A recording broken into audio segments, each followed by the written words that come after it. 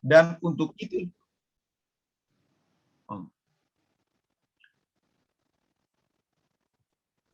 Lanjut, Amang. ya, saya ulangi. Jawab Yesus, dan ini adalah jawab Yesus kepada pertanyaan Pilatus ketika Tuhan Yesus sedang diadili, diserahkan oleh orang-orang Yahudi kepada Pilatus, kemudian dia ditanyai, lalu Yesus menjawab demikian. Ketika itu Pilatus bertanya, apakah engkau raja orang Yahudi? Jawab Yesus, untuk itu aku lahir, dan untuk itulah aku datang ke dalam dunia ini, supaya aku memberi kesaksian tentang kebenaran. Setiap orang yang berasal dari kebenaran mendengarkan suaraku. Kata Pilatus kepadanya, apakah kebenaran itu? Apa kebenaran itu? Nah, ini pertanyaan Pilatus. Yesus mengatakan bahwa dia berbicara tentang kebenaran, atau Yesus datang untuk memberi kesaksian tentang kebenaran. Nah, lalu dikatakan, lalu Pilatus bertanya, apakah kebenaran itu? Tentu apa yang dimengerti oleh Pilatus dengan Yesus berbeda tentang kebenaran itu. Berikut. Apakah kebenaran itu? Mari kita lihat. Apakah kebenaran itu? Nah, pernyataan ini sebenarnya amat berani dan telah membuat orang-orang tersandung pada sepanjang masa di segala tempat terus-menerus. Sejak sekelompok kecil dari pengikut-pengikut Yesus yang pertama membawa kabar, membawa apa namanya?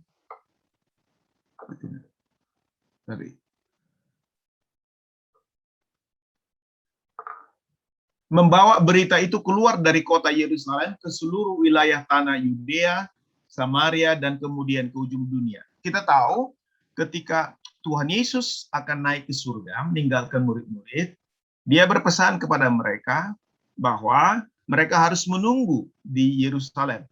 Mereka harus menunggu turunnya Roh Kudus. Lalu mereka ditugaskan, kalau mereka sudah menerima Roh Kudus, kalau Roh Kudus sudah turun pada mereka, maka mereka akan menjadi saksinya, memberitakan Injilnya, dimulai dari Yerusalem, Yudea, Samaria, sampai ke ujung dunia. Artinya mulai dari komunitas yang atau wilayah yang terkecil, paling sempit, kemudian lebih luas, Yudea itu Yerusalem itu ada di wilayah Yudea, kemudian Samaria adalah wilayah yang lebih luas, yaitu sudah sampai ke Israel Utara dan sampai ke ujung dunia. Nah, komunitas yang kecil ini, inilah cikal bakal dari persebaran Injil atau perkembangan dari Injil itu. Nah, dikatakan bahwa kelompok ini terus-menerus mengalami tekanan,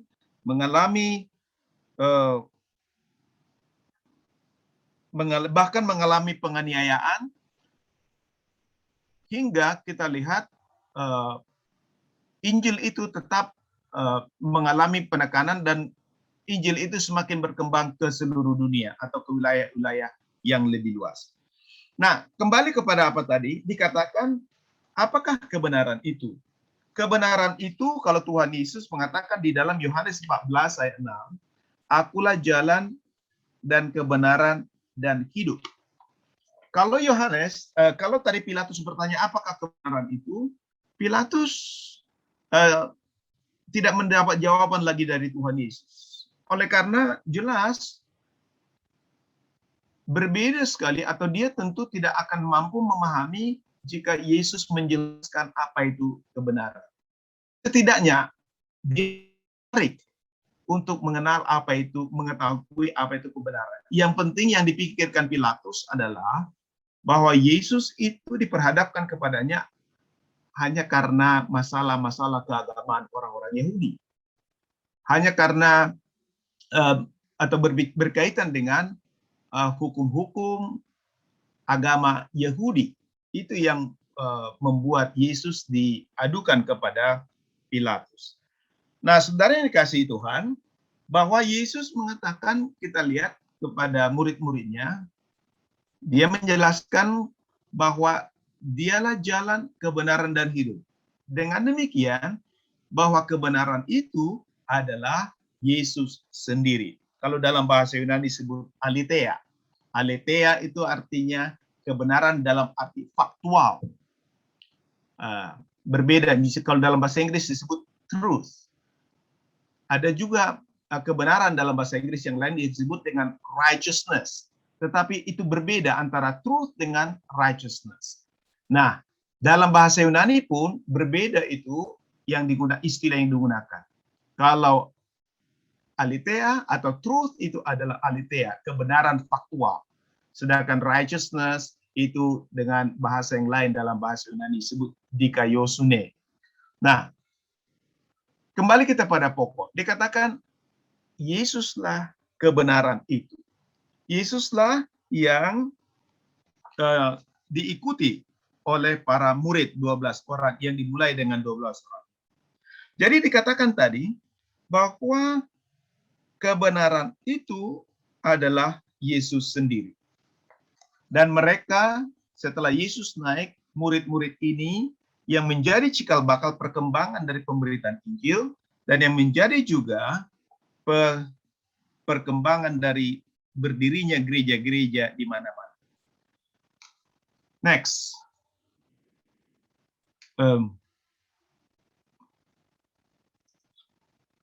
Oke. Tugas misi yang besar ini berlangsung terus hingga saat ini.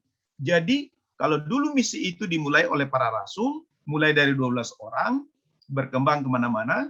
Nah, sekarang tugas misi ini juga masih berlangsung hingga saat ini. Para rasul dan murid-murid yang pertama telah dicambuk, dianiaya, dan dibunuh oleh berbagai kelompok yang menolak pemberitaan mereka, oleh karena sama sekali dianggap sebagai kebodohan dan sebagai ancaman yang fatal. Nah, saudara yang dikasihi Tuhan, kita lihat bahwa di satu sisi Injil itu dianggap kebodohan. Kebenaran Injil itu dianggap kebodohan. Dan itu juga dikatakan dalam surat Korintus. Orang-orang Yahudi, orang-orang Yunani menganggap bahwa salib itu adalah kebodohan. Dan salib itu atau Injil itu berkaitan dengan salib. Yesus mati di salib. Dan Yesus adalah kebenaran. Dan dia mati di salib untuk keselamatan manusia berdosa. Nah, dikatakan di satu sisi orang dunia ini mengatakan bahwa pemberitaan Injil itu atau salib itu adalah kebodohan. Sehingga mengalami tekanan dari masyarakat sekitar di zaman dulu. Tetapi di lain sisi juga merupakan ancaman. Karena ternyata sekalipun Injil itu adalah kebodohan, kebenaran itu adalah kebodohan, dianggap oleh dunia ini di zamannya, dan juga tentu hingga saat ini, ternyata juga merupakan ancaman oleh karena justru dia semakin besar. Semakin besar orang yang percaya kepada Injil. Semakin banyak orang yang percaya kepada kebenaran. Nah, karena itulah dikatakan ini menjadi ancaman yang fatal, yang mematikan. Oleh karena kemudian nanti kita lihat bagaimana kekristenan itu semakin besar dan semakin meluas, bahkan menjadi agama negara. Nah, hal yang sama terus berlangsung hingga hari ini ketika berita ini disampaikan. Nah, saudara-saudara yang dikasihi oleh Tuhan Yesus Kristus, kita perhatikan bahwa hal pemberitaan Injil tadi dikatakan di satu sisi kebodohan dianggap oleh orang-orang, tetapi di lain sisi adalah ancaman yang fatal. Nah, sekarang kita lihat, mengapa Injil ini begitu penting? Mengapa Injil itu dan kebenaran itu begitu penting bagi kita? Nah, kalau kita melihat dari perspektif Alkitab, Alkitab kita menuliskan dengan jelas bahwa semua orang berdosa. Semua orang berdosa. Roma 3 ayat 23 mengatakan, karena semua orang telah berbuat dosa dan telah kehilangan kemuliaan Allah. Mungkin ada yang berkata, itu hanya pandangan Paulus. Paulus terlalu mengada-ada. Tapi mari kita lihat, Paulus sebenarnya bukan sekedar, itu bukan dikatakan dari dirinya sendiri. Itu tentu berdasarkan kitab suci. Karena Paulus itu adalah seorang ahli Taurat, seorang Farisi, seorang pakar di zamannya. Dan sesungguhnya kalau kita membaca misalnya dalam Mazmur 51. Mazmur 51 itu adalah Mazmur tentang Daud yang menceritakan dosa yang dilakukannya, yaitu perzinahan dengan Batsheba. Dan juga yang pada akhirnya berakibat kepada pembunuhan suaminya, yaitu Uria. Iya, dosa itu makin berkembang. Lalu itu dituliskan di Mazmur 51. Kemudian Daud mengaku dosanya di hadapan Tuhan. Dan dia mengatakan bahwa dalam kandungan, aku diperanakkan dalam dosa. Sejak dalam kandungan, aku dikandung dalam dosa oleh ibu. Jadi artinya bahwa dalam kitab suci perjanjian lama pun, dalam Mazmur, sudah jelas-jelas mengatakan, Daud sendiri menyadari dirinya, dalam kandungan pun dia sudah berdosa. Nah tentu, Daud bukan juga karena pengalamannya. Ini pasti juga berkaitan dengan apa yang sudah diterima, pengajaran yang diterima dari para imam, mulai dari cerita tentang kejatuhan manusia ke dalam dosa, yang mulai dari ketika Adam dan Hawa jatuh dalam dosa di Taman Eden, yang berakibat mereka harus diusir, terbuang dari hadapan Allah. Jadi hubungan manusia dengan Allah terputus sejak kejatuhan Adam di Taman Eden. Dan itulah yang menyebabkan kalau kita lihat manusia selanjutnya selalu melakukan dosa. Misalnya sebagai contoh, belum begitu banyak orang, yang ada baru Kain dan Habel. Tetapi ternyata pembunuhan sudah terjadi. Kain bisa membunuh saudaranya satu-satunya pada waktu itu. Dan saudara-saudara, itu belum ada larangan pada waktu itu, belum muncul hukum Taurat pada waktu itu. Hukum Taurat baru muncul di zaman, artinya dalam bentuk yang tertulis di zaman Musa. Bukan jangan membunuh misalnya dikatakan kan. Kalau dalam katekismus kita yang biasa kita baca itu berarti termasuk hukum yang ke-6. Tetapi kalau dalam katekismus asli Martin Luther sesungguhnya itu termasuk firman yang ke-5. Jangan membunuh. Jadi sebelum perintah itu keluar sesungguhnya manusia sudah membunuh. Jadi ini menjadi jelas hukum Taurat itu sebenarnya diberikan bukan untuk dilakukan oleh manusia, tetapi justru untuk memperlihatkan siapa manusia itu, yaitu manusia berdosa. Nah, kemudian itulah yang disimpulkan oleh Paulus, atau disimpulkan begini, bahwa semua orang telah berbuat dosa dan telah kehilangan kemuliaan Allah. Kemudian dilanjutkan lagi dalam Roma 6 ayat 23. Upah dosa ialah maut, kematian. Nah, jadi semua orang di dalam pandangan Allah berada di dalam maut, berada di dalam kuasa dosa. Dan itu berarti konsekuensinya adalah semua berada di bawah penghukuman Allah. Tinggal menunggu waktunya nanti hari terakhir, hari penghakiman, di mana semua orang akan akhirnya orang yang percaya dikatakan masuk ke dalam kerajaannya, sedangkan yang tidak percaya tetap berada dalam penghukuman. Sesungguhnya orang yang tidak percaya itu saat ini berada dalam penghukuman Allah atau berada di bawah kuasa dosa. Karena itu, karena semua orang berdosa, maka semua orang membutuhkan pengampunan Allah.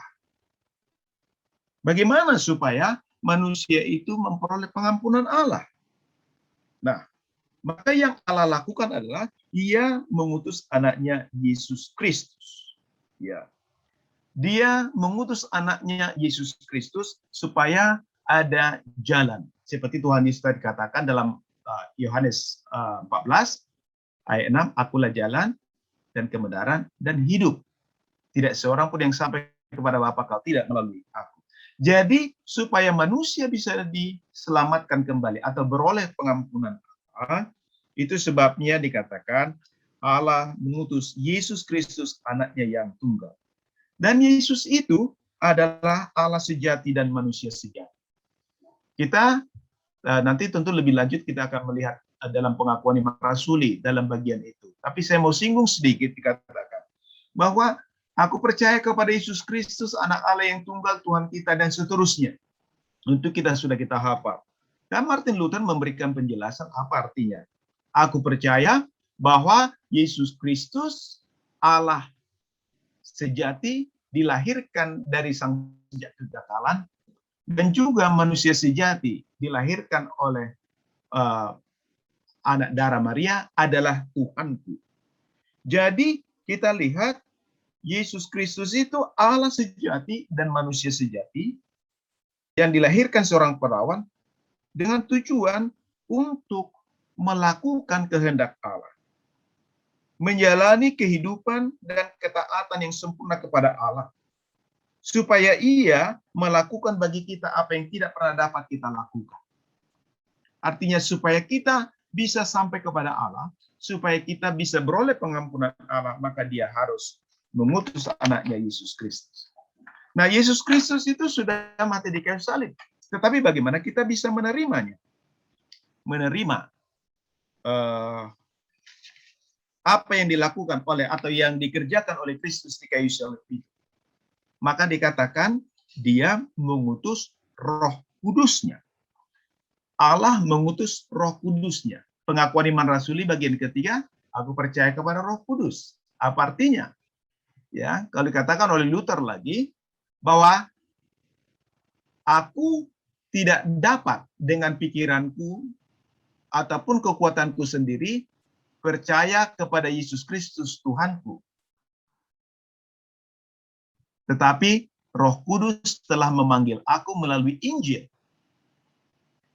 Menerangiku melalui pemberian-pemberiannya, menguduskan dan menjagaku, memeliharaku dalam iman yang benar.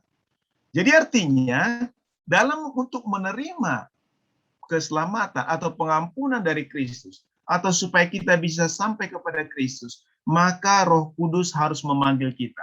Dikatakan melalui apa? Melalui Injil, melalui firman. Khotbah. Firman diberitakan. Murid-murid, para rasul tadi pergi menginjili, memberitakan Injil. Dan Roh Kudus bekerja menuntun mereka. Setelah mendengar Injil itu, Roh Kudus bekerja di hati mereka, supaya akhirnya mereka bisa percaya kepada Kristus. Lalu Dia memberikan pemberian-pemberiannya yang disebut sakramennya, baptisan dan perjamuan kudus. Sakramen baptisan kita masuk ke dalam kerajaan Allah melalui baptisan yang diberikannya. Karena jelas Tuhan Yesus berkata barang siapa percaya dan dibaptis akan diselamatkan. Markus 16 ayat 16. Dan juga Rasul Petrus mengatakan, berilah dirimu dibaptis dalam nama Yesus, maka kamu akan untuk pengampunan dosamu, maka kamu akan menerima karunia Allah. Nah, itu sakramen baptisan. Melihara juga masih konfesi dan absolusi. Nah, kita selama hidup di dunia ini, karena selama di dunia ini, meskipun kita dibenarkan oleh Allah, dibawa masuk ke dalam kerajaannya melalui perjamuan kudusnya, tetapi karena kita masih tinggal dalam daging, tinggal di dunia ini, dosa masih melekat pada diri kita. Oleh karena itulah, Tuhan memberikan sarana bagi kita, yaitu untuk pengampunan melalui sakramen perjamuan kudus. Juga memberikan konfesi absolusi, atau kunci kerajaan surga diberikan juga kepada hamba-hambanya. kepada rasul zaman dulu, lalu diteruskan kepada para imam atau para pastor. Nah, itu sebabnya ada absolusi, ada pengakuan dosa. Orang mengaku dosa kepada Tuhan melalui pendeta, lalu pendeta atau pastor memberikan absolusi atau pengampunan jaminan. Itu sarana yang diberikan Tuhan kepada kita. Nah, saudara-saudara yang dikasihi Tuhan, jadi kalau kita tadi lihat apakah kebenaran itu adalah Yesus Kristus sendiri. Dan kita lihat demikianlah, kita lihat Injil itu, nama Yesus Kristus tersebar kemana-mana, dan banyak orang yang akhirnya menjadi percaya, menjadi Kristen, dibaptis, kemudian diajar, tumbuh gereja-gereja di mana, termasuk juga kita sendiri adalah merupakan hasil penjangkauan dari para penginjil, para pendeta, para misionaris yang datang. Sebagai contoh misalnya ke Tanah Batak. Dulu di abad ke-19, tahun 1800-an. Tahun secara khusus tahun 1861. Nommensen dari Jerman, dari jauh kota yang sudah maju. Datang ke Tanah Batak yang masih dalam kegelapan. Jalan belum ada, listrik belum ada. Dia datang dari yang sangat maju, tetapi mau hidup dalam kesusahan demi mencapai orang Batak yang masih dalam kekafiran pada waktu itu. Nah, akhirnya sekarang kita lihat buahnya. Begitu banyak orang menjadi percaya.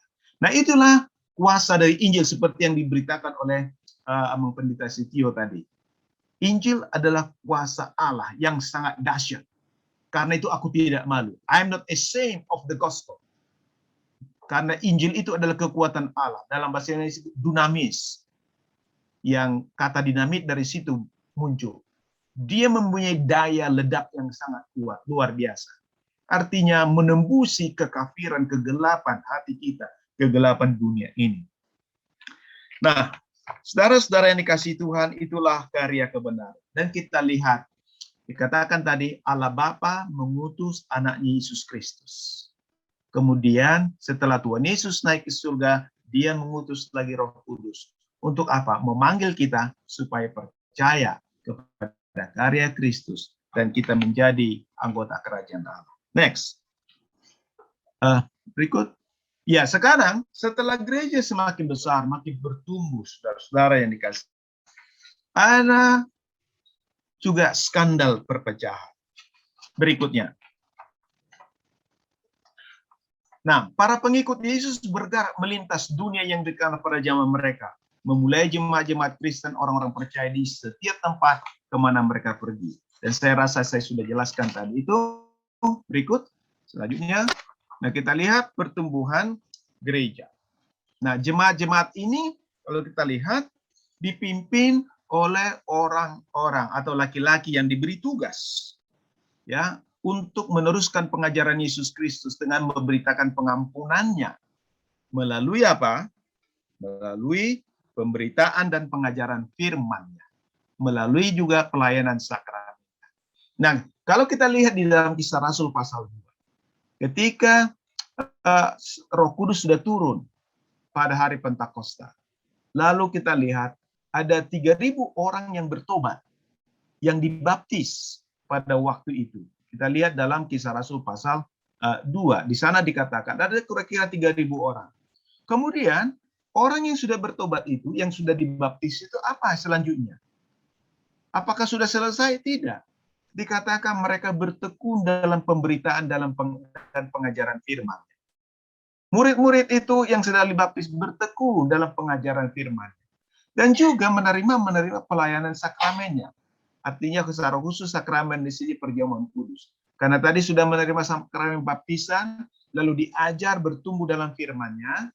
Kemudian mereka juga menerima perjamuan kudus. Dan dikatakan setiap hari mereka berada di bait Allah. Kemudian di rumah masing-masing juga mereka saling bergiliran memecah-mecahkan roti. Istilah memecah-mecahkan roti itu adalah berhubungan dengan perjamuan kudus. Ya, di samping itu memang mereka makan bersama. Tetapi itu bukan sekedar makan bersama. Itu didahului dengan sakramen perjamuan kudus. Dan biasanya kalau mereka dulu membawa makanan bersama, lalu sebagian dari makanan yang dibawa itu diambil untuk menjadi roti yang akan dikonsekrasikan atau yang akan diberkati, ditahbiskan sesuai kepada perkataan Kristus. Dan itulah perjamuan kudus yang adalah tubuh dan darah Kristus. Next. Berikutnya. Ya. Nah, oh ya, sebelum itu lagi, saya masih ada sedikit lagi. Jadi setelah mereka dikatakan selalu berkumpul dalam pengajaran untuk mendengar pengajaran di bawah kaki rasul-rasul, menerima sakramen, jemaat-jemaat orang percaya yang kecil ini menarik orang-orang dari semua lapisan kehidupan ke dalam iman yang hidup dan yang aktif. Ya. Jadi jemaat ini semakin banyak berkumpul, pada akhirnya dikatakan juga mereka menjadi kesaksian bagi orang-orang di sekitar. Dan tiap-tiap hari menambahkan jumlah mereka. Nah, kemudian mereka juga menyatakan diri melalui perbuatan-perbuatan kasih dengan tujuan untuk menjadi saksi bagi Yesus Kristus Tuhan. Jadi, saudara-saudara, setelah mereka percaya, iman mereka diwujudkan dalam perbuatan. Jadi, orang berbuat bukan supaya berkenan kepada Allah, tetapi justru karena sudah diselamatkan oleh Allah. Dan perbuatan itu adalah buah iman. Nah, dan itu dilakukan untuk menjadi saksi bagi Yesus Kristus. Dan orang percaya, orang Kristen yang sudah diselamatkan itu, mereka adalah orang-orang yang bukan lagi hidup untuk dirinya, tetapi hidup untuk sesama. Artinya bukan lagi hanya untuk diri mereka sendiri, tetapi hidup untuk sesama mereka. Dan kalau kita lihat saudara-saudara, pengakuan iman rasul di bagian yang pertama, aku percaya kepada Allah, pencipta langit dan bumi. Apa artinya? Luther menjelaskan, aku percaya bahwa Allah telah menciptakan diriku dan segala ciptaan. Kemudian bahwa ia telah memberiku tubuh, jiwa, dan semua anggota tubuhku, akal budi, dan segala yang lain. Dan Luther mengatakan masih tetap memeliharanya. Apa artinya? Bahwa alam semesta ini dipelihara oleh Allah. Tetapi bagaimana Allah memelihara alam semesta ini? Ialah melalui kehidupan bersama. Dan secara khusus melalui orang-orang beriman, orang-orang Kristen. Jadi itu sebabnya Luther mengatakan bahwa orang percaya itu sekarang hidupnya adalah untuk sesama. Kehidupan kita adalah melayani sesama. Dan itu juga yang Tuhan Yesus katakan, bukan? Kasihilah Tuhan Allahmu dengan segala hatimu, kasihilah sesama manusia seperti dirimu sendiri. Tetapi apa yang kita lihat di dunia ini? Bukan itu kan? Aku selalu, aku. Itu yang selalu menjadi fokus. Orang berkarya, orang berkarir, orang mencapai pendidikan yang tinggi, orang berusaha, semuanya adalah untuk aku. Ya, kalaupun menolong orang lain mungkin hanya sekedar atau hanya karena ya sudah berlebih. Tetapi kalau orang Kristen tidak seperti itu. Justru dia hidup bagi sesamanya, bukan memikirkan dirinya saja, tetapi sesamanya. Nah, itulah yang kita lihat tentang jemaat orang percaya di zaman dulu. Nah, sekarang setelah semakin besar jumlah orang percaya, semakin banyak jumlah orang percaya. Nah, sekarang timbul masalah. Nah, kita lihat skandal perpecahan gereja. Yang pertama adalah kita lihat adanya guru-guru palsu dan pengajaran palsu. Nah, sejak masa-masa awal, guru-guru palsu sudah muncul di dalam gereja. Membalikkan dan membelokkan pengajaran-pengajaran Kristus. Baik dengan cara menambahkan ataupun dengan cara mengurangi sesuatu dari firman Allah. Jadi ada yang menambah, ada yang mengurang firman Allah. Dan itu juga dikatakan oleh kitab Wahyu, bukan? Barang siapa mengurangi ataupun menambah firman ini, dia akan terkutuk atau menghadapi Allah di kemudian hari. Nah, saudara, dikatakan sudah ada pengajaran palsu sejak dulu. Dengan setiap pengajaran palsu, gereja memiliki kesempatan untuk berbagi, berbicara tentang kebenaran dengan jelas.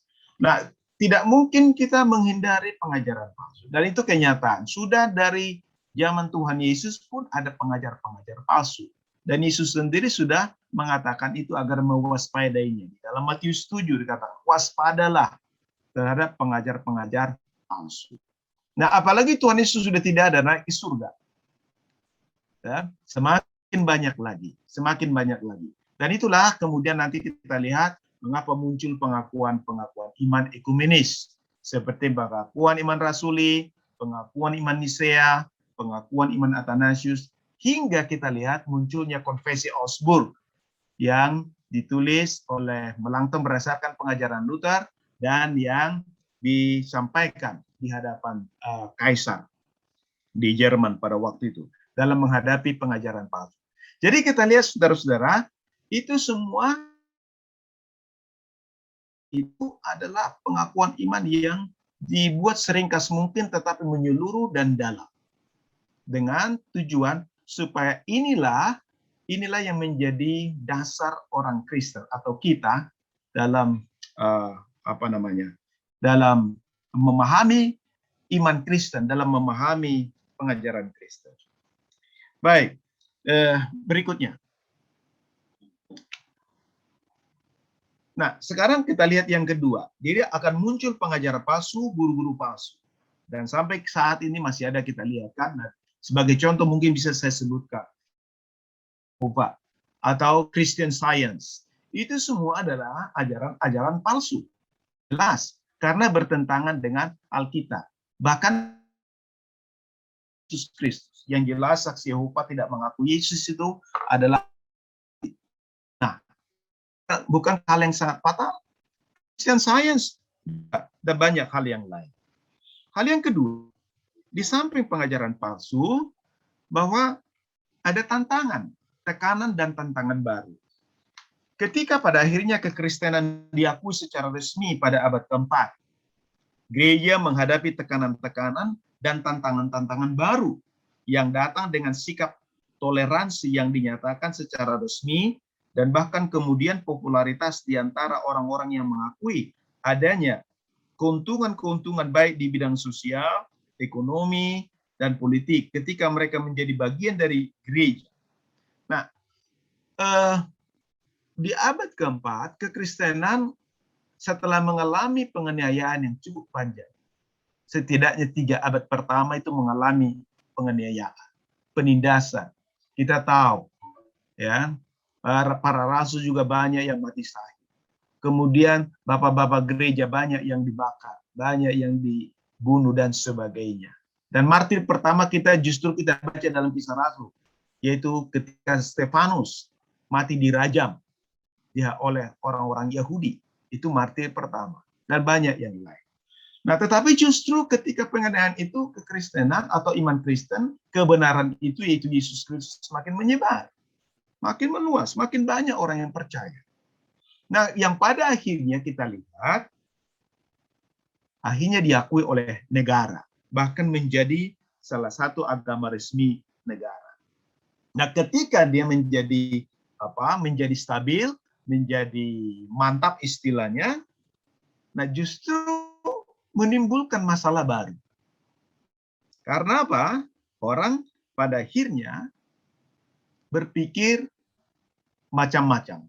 Artinya karena sudah stabil, sudah mantap, sekarang pengorganisasian yang dipikirkan, lalu muncul lagi keinginan-keinginan lain, bahkan dari segi sosial, ekonomi, politik. Nah, sampai seperti zaman sekarang juga bukan? Agama digunakan dalam kaitan dengan politik. Agama juga dikaitkan dengan ekonomi. Tidak termasuk agama Kristen seperti itu, bukan? Ada banyak membawa isu-isu ini demi keuntungan. Di gereja juga seperti itu. Nah, yang kemudian lama-lama ketika gereja makin besar, bahkan akhirnya semakin punya pengaruh yang kuat di bidang politik. Nah, saudara-saudara, kita lihat gereja pun akhirnya lama-lama semakin jauh dari kebenaran atau semakin menyimpang dari kebenaran. Nah, saudara, salah satu penyimpangan itu yang menimbulkan perpecahan, yaitu pada tahun 1054 Masehi terjadilah perpisahan antara gereja barat dan gereja timur. Gereja barat pusatnya di Roma, nah itu disebut gereja barat, lalu gereja timur pusatnya di Konstantinopel atau Bizantin, di yang kalau negara sekarang ini di Turki letaknya. Nah, itulah perpecahan yang pertama, dan sampai sekarang perpecahan itu masih tetap berlangsung. Nah, itu apa yang mau kita lihat di situ adalah karena ketika gereja semakin menyimpang dari pengajaran, dan akhirnya politik terlibat di dalam, keuntungan ekonomi juga terlibat di dalam, mengakibatkan Alkitab atau firman Allah, kebenaran semakin ditinggalkan. Oke, next. Ancaman terbesar gereja masa kini. Nah, sekarang, kalau dulu ada ancaman hingga perpecahan, dan termasuk juga kita lihat mengapa muncul reformasi pada tahun 1517, kemudian juga karena sudah semakin ketika sudah pecah gereja barat, gereja timur, kemudian gereja barat sendiri juga pecah lagi dalam arti terjadi reformasi di zaman Martin Luther. Lalu sekarang setelah Protestantisme atau Lutheran juga artinya dalam hal ini semakin berkembang, ternyata ancaman pun tidak pernah surut. Ancaman hingga saat ini. Ancaman terbesar gereja masa kini, mari kita lihat, adalah terutama dari pandangan dunia yang lebih melihat dari perspektif teologi liberal.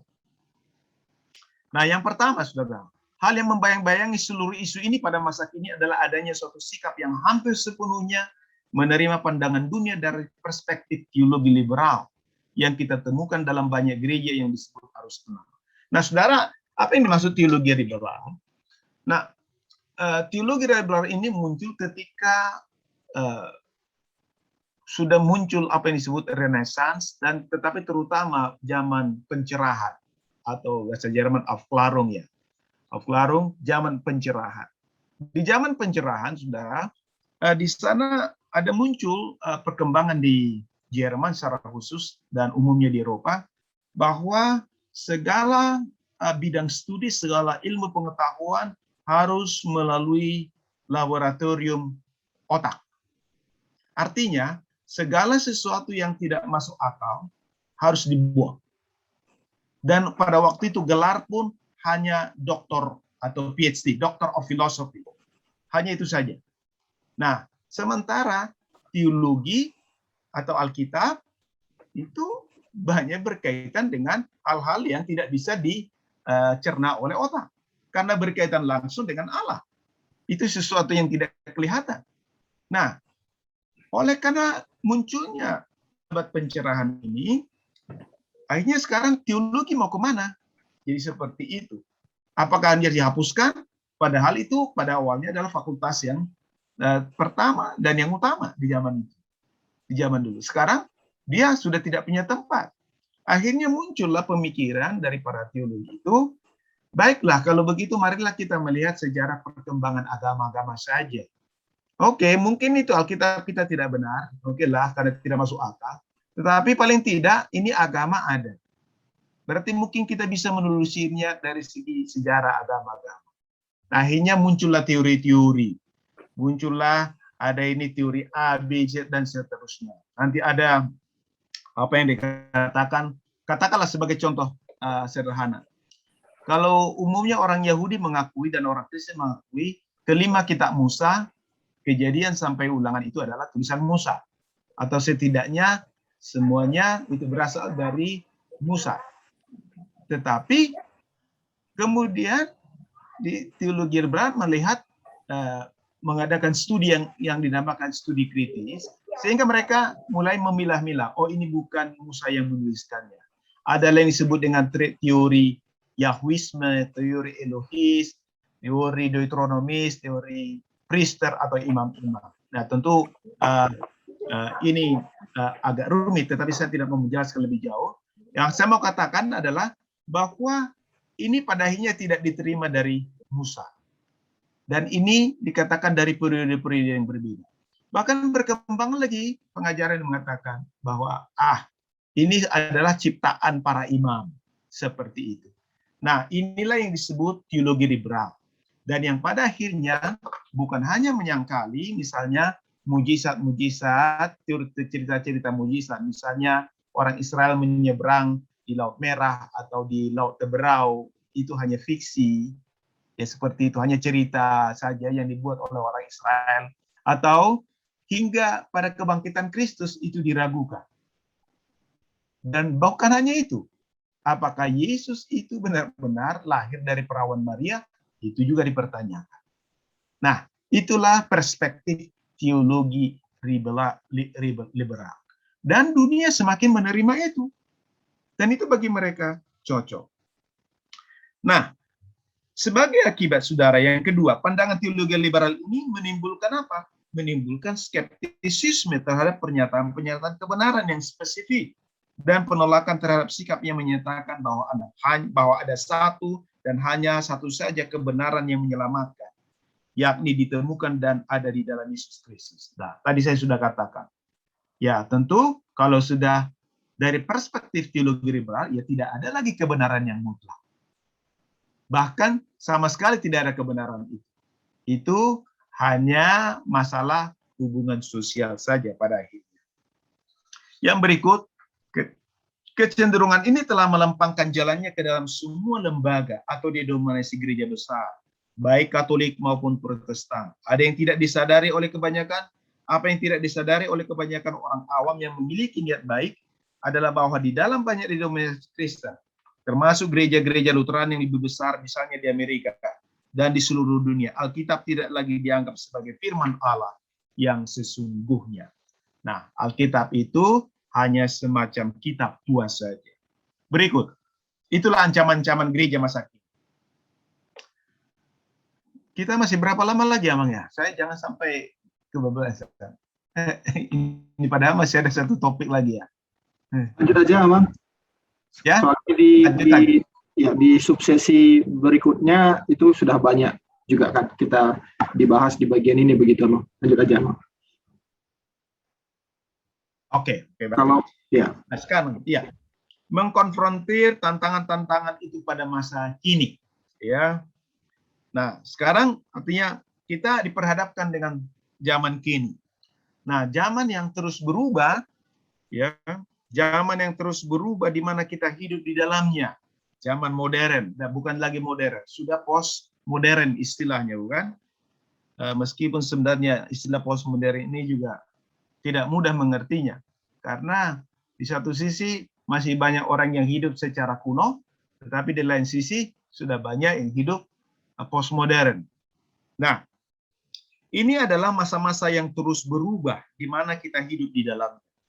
Mungkin kita ingin bersembunyi dari realitas ini atau berpura-pura bahwa tidak seperti itu kenyataannya. Tetapi jika benar demikian, maka kita hanya menipu diri kita sendiri. Nah, bahwa zaman ini terus berubah. Kita mungkin ingin bersembunyi tetapi sebenarnya atau berpura-pura, tetapi sebenarnya kita hanya menipu diri sendiri.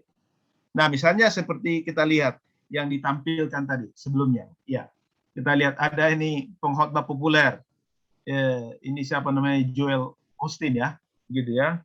Kemudian ada seorang tokoh yang lain, yang satu yang begitu menggambarkan berfokus pada doktrin, berpegang pada doktrin. Kalau yang ini yang happy saja bawaannya, dan lihat foto yang di atas itu juga yang kontemporer, semuanya yang pada akhirnya kita lihat ibadah yang biasanya formal di gereja, kemudian akhirnya dibawa ke dunia lain atau dibuat dalam bentuk pop. Nah, pada akhirnya kita lihat tidak bisa lagi membedakan antara mana gereja, mana klub. Jadi seperti itu kalau kita lihat dari gambar itu ya. Nah, itu terjadi karena apa sebenarnya? Itu pasti terjadi oleh karena gereja dalam tanda petik tidak lagi memberi jawaban bagi mereka. Oleh karena apa? Karena tadi firman Allah yang sudah tidak ada lagi. Karena artinya pengaruh dari teologi liberal tadi mengakibatkan khususnya misalnya di gereja barat ataupun di Amerika semakin kosong. Oleh karena apa? Tidak menemukan kebenaran. Akhirnya perginya adalah ya ke tempat-tempat, ke klub. Lalu ada orang-orang yang mengalami dalam tanda petik pengalaman rohani, pembaruan hidup, lalu ingin menjangkau mereka, lalu untuk menjangkau mereka yang bentuk tradisional, yang bentuk ortodoks itu tidak cocok untuk orang muda atau di zaman sekarang, maka diikutilah dengan bentuk-bentuk band tadi atau bentuk-bentuk seperti yang terlihat di situ. Khotbah KKR di mana-mana dengan musik yang wah dan sebagainya. Tetapi sesungguhnya tidak ada kebenaran di situ. Oleh karena hanya menekankan emosi. Ya. Pada akhirnya kita tidak tahu, tidak bisa lagi membedakan mana gereja, mana klub, mana konser, mana ibadah yang sesungguhnya. Itu yang terjadi di masa kini. Nah, karena itu, dan lama-lama, ya sebelum apa selanjutnya, lama-lama kita lihat, pada akhirnya orang juga bosan. Dan tidak heran misalnya kenapa pada akhirnya orang lama-lama menjadi ateis. Karena yang seperti itu pun tidak menjadi karena penekanan kepada situasi dan kondisi perasaan. Karena ketika selesai misalnya pulang ke rumah merasa hampa dan tidak ada kebenaran yang dipegang. Pokoknya apalagi kalau intinya adalah kita harus menyenangkan Tuhan, memuji Tuhan, meninggikan Tuhan, semua dimulai dari kita. Tetapi pada akhirnya kita lelah. Ketika lelah menyadari, ternyata hamba. Dan lama-lama akhirnya orang menjadi ateis. Tidak jarang ada orang menjadi ateis setelah ikut yang namanya dikatakan seperti kebangunan rohani atau pembaruan rohani. Dan tidak jarang pula, yang tidak sedikit pula yang akhirnya ada yang bunuh diri. Mungkin beberapa waktu yang lalu kita pernah dengar seorang pendeta terkenal di Amerika, anaknya mati bunuh diri. Bukan? Saya lupa namanya siapa, tetapi itu dimasukkan dalam majalah Christianity Today. Anaknya bunuh diri oleh karena ya tidak tahu masalahnya yang jelas memang, tapi itu anak seorang pendeta. Nah sekarang kedua, kita membutuhkan kebenaran Allah yang tidak berubah, yang tidak bergantung pada situasi dan kondisi, atau yang justru bisa bertahan dalam situasi dan kondisi apapun. Kita membutuhkan kebenaran Allah itu. Dan kita tahu tadi bahwa kebenaran itu adalah Yesus Kristus. Hanya Yesus Kristus. Namun Yesus Kristus yang seperti apa sebenarnya yang kita harus kenali? Dan bagaimana mengenalinya? Nah, saudara, lebih daripada yang pernah sebelumnya, orang-orang Kristen yang ingin tetap setia terhadap firman Allah, maka ada beberapa hal yang harus dilakukan. Kalau kita sudah menjadi orang Kristen, mengenal Kristus, kita sudah dibaptis dalam nama Allah Tritunggal. Kita tidak berhenti di situ. Maka ada beberapa hal yang harus kita lakukan bagaimana dalam menghadapi tantangan zaman ini. Yang pertama, kita harus mempelajari dan meneliti doktrin Alkitab. Ya, kita harus mempelajari dan meneliti doktrin Alkitab. Belajar seperti di Kisah Rasul tadi. Kisah Rasul 2, murid-murid itu setelah membaptis orang banyak, ada 3.000 orang, mereka dimuridkan.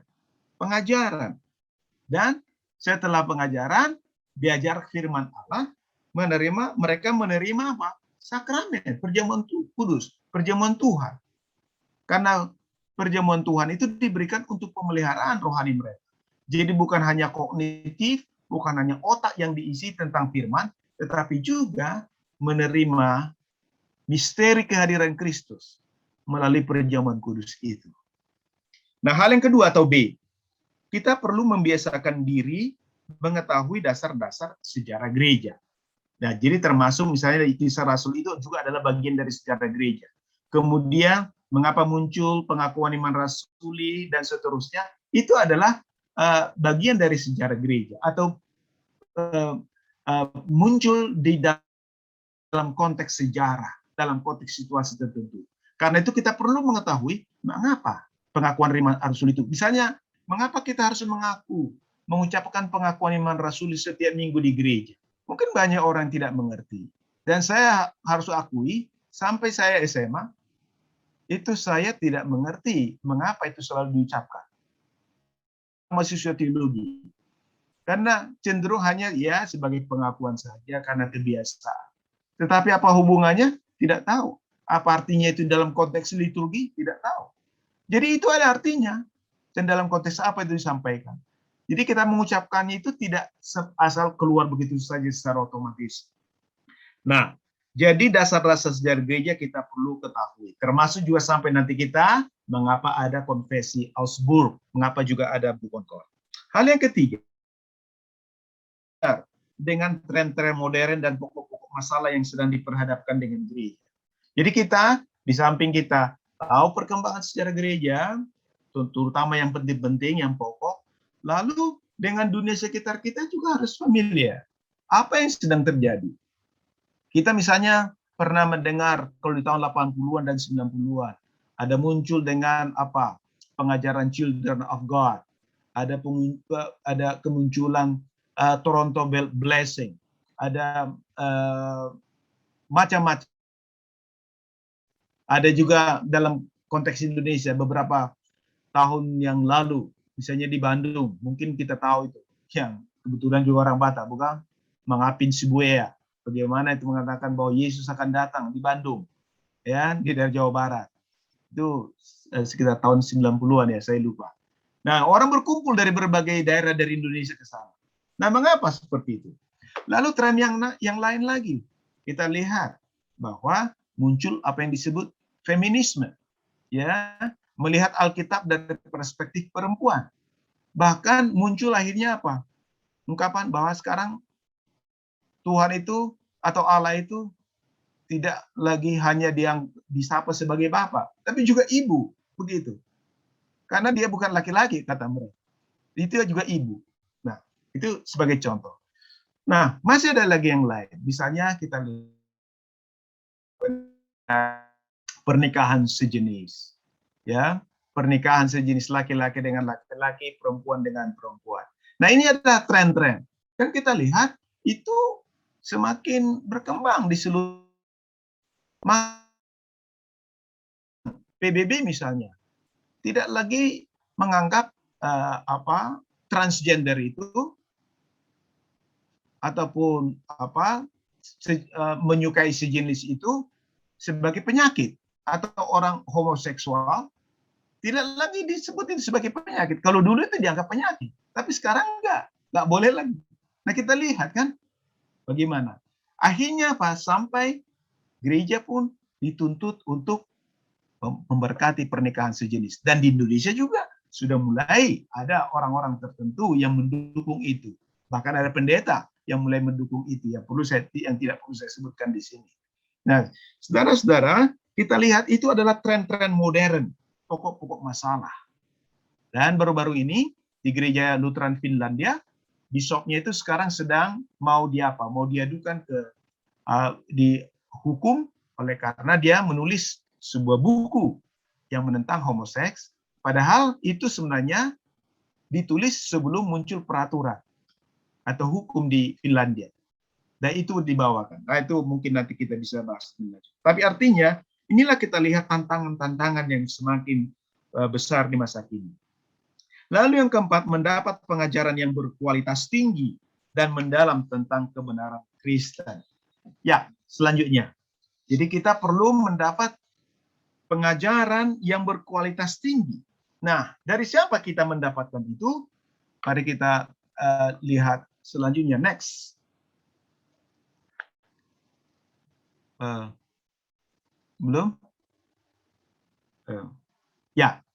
Nah, sekarang mendapatkan pengajaran yang berkualitas dan mendalam tentang kebenaran Kristen. Nah, yang pertama tentu kita belajar dari pendeta, pastor, ya, pendeta jemaat dan pengerja gereja lainnya.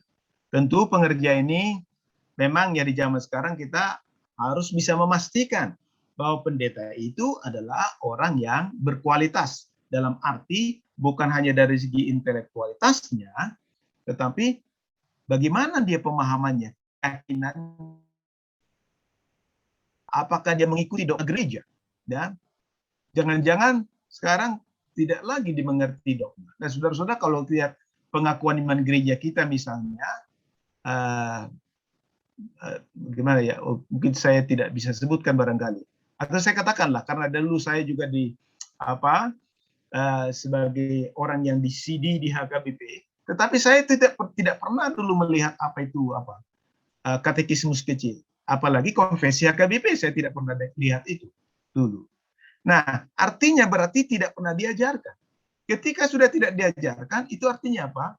Berarti kan akan semakin liar pemahaman kita, doktrin gereja dari apa. Nah, dan akhirnya akan mudah diserang oleh serigala buas dari luar. Nah, karena itu perlu memastikan pastor atau pendeta jemaat dan pengerja yang lain yang mengajar itu mereka betul-betul qualified, dididik. Nah, karena itu kalau kita lihat di negara-negara maju, khususnya misalnya seperti Amerika, gereja Lutheran di Amerika, kalau orang mau jadi pendeta, pertama dia sudah harus S1 umum. Baru nanti masuk sekolah teologi. Dan itu juga melalui proses yang panjang, khususnya untuk Lutheran yang konservatif ya. Kalau Lutheran yang lain barangkali sudah lewat lagi, karena sudah ada Lutheran yang sangat liberal. Nah, kalau seperti Lutheran Church Missouri Synod, gereja Lutheran Synod Missouri itu sangat kuat menekankan itu bahwa orang yang masuk seminar mereka adalah orang-orang yang betul telah mengalami seleksi yang baik dan benar. Orang yang berkualitas artinya dalam iman, dalam doktrin dan sebagainya. Nah, kita juga perlu mulai memperhatikan ini. Jangan sampai misalnya, dan ya harus kita akui di Indonesia semakin banyak misalnya di kalangan kami, saya harus katakan di kalangan kami sebagai pendeta yang tidak serius belajar dogma, apalagi mengajarkannya. Harus kita jujur mengatakan itu.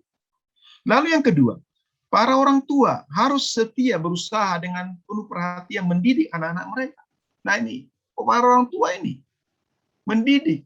Nah, katekismus kecil itu dituliskan Martin Luther untuk para orang tua. Ya, kepala rumah tangga, secara khusus kepala rumah tangga. Kepala rumah tangga lah yang harus mendidik anak-anaknya firman Tuhan. Bahkan Luther juga agak keras menekankan itu. Bila perlu anak jangan dikasih makan kalau tidak menghafal katekismus. Itu tentu bukan dalam arti menjadi legalisme maksudnya, tetapi karena dia orang tua itu sebagai kepala rumah tangga bertanggung jawab atas anak-anaknya, maka dia memiliki otoritas untuk membimbing mereka dengan tegas tetapi dengan penuh kasih. Kan seperti itu. Nah, apa yang harus dilakukan? Maka pertama tentu berdoa. Orang tua yang berdoa, lalu merenungkan firman Tuhan itu sudah jelas. Lalu mengajarkan kepada mereka dasar-dasar kebenaran iman Kristen. Seperti katekismus kecil Martin Luther itu. Kebenaran itu mulai dari dasar tita, pengakuan iman rasuli. Ya, sebagai contoh anak-anak saya selalu saya ajarkan tentang katekismus, boleh dikatakan setiap hari. Dan mulai menghafal apa artinya, apa pengakuan iman rasuli, dan menghubungkannya, mengapa kita memiliki ini. Nah, itu diajar sedikit-sedikit dan pasti anak-anak juga tidak mudah menerimanya. Ada yang bosan atau ada juga yang jengkel dan sebagainya. Tetapi orang tua harus dengan tekun menerus, terus menerus mendidik mereka hingga melekat di hati dan pikiran mereka apa yang diajarkan itu. Mungkin awalnya tidak mengerti, tidak masalah, tetapi ajarkan terus, tanamkan, hafal terus hingga melekat. Dan Roh Kudus akan bekerja mengenai itu. Nah, inilah yang kita lihat peran orang tua. Yang ketiga, orang-orang awam perlu memula menjadi familiar dengan buku Concord. Nah, itu ada ditulisnya buku Concord. Buku Concord dalam bahasa Inggris itu yang sudah terjemahkan kepada Indonesia. Tapi yang itu munculkan oleh Pak Manuel ini adalah cetakan yang terbaru. Ia terjemahan terbaru ini sebenarnya. Dan kita sudah bersyukur ada sekarang buku Concord di Indonesia itu yang menjadi Lutheran sesungguhnya. Dan tidak banyak orang Indonesia yang menggunakan ini. Bahkan yang menamakan dirinya pun Lutheran, ini sebenarnya tidak menjadi buku acuan untuk mereka. Ya, tidak menjadi buku acuan. Mereka bikin sendiri konfesinya. Lalu mengatakan bahwa itu sesuai dengan sama harus bikin dogma sendiri, kan begitu kan? Dan sama, maka tidak harus bikin lagi dogma sendiri. Nah, tapi sesungguhnya buku dogma Lutheran, dan melalui inilah kita dari kitab suci. Ya, next. Berikut, kesabaran, sukacita, dan kekuatan yang tenang. Nah, apa yang dimaksud? Silakan berikutnya. Kesabaran, sukacita, dan kekuatan yang tenang. Kita tidak boleh menyerah pada suatu kecenderungan yang sudah menjadi hal yang terlalu biasa di beberapa lingkungan. Ketika kita melihat tantangan-tantangan besar ada di hadapan kita, kita dicobai agar menjadi kecewa dan jatuh pada sikap mengasihi, hani diri, serta berputus asa.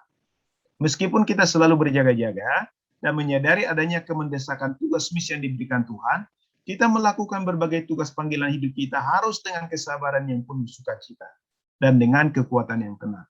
Artinya di sini, dalam bertekun mengikut Tuhan, tekun dan firman, itu selalu memiliki tantangan. Entah tantangan pertama adalah tantangan kebosanan, ya, atau bidat, heresy, ya. Boredom is very close to heresy. Jadi kalau kita sudah mulai bosan, ya kita lihat sebagai contoh model liturgi tradisional di gereja. Ngantuk, tertidur. Lalu ada model kontemporer. Wah, ini dia. Hebat, enak. Nah, itu sesungguhnya kita semakin dibawa menyimpang dari kebenaran. Karena kita bukan lagi dilayani Allah, tapi sekarang kita berusaha menyenangkan Allah dengan kekuatan kita, tetapi sesungguhnya melalui cara-cara yang tidak seperti yang Allah kehendaki. Nah, selain itu, ada tantangan dari lingkungan, tentu. Ada pencobaan. Dan itu juga bisa menimbulkan kekecewaan.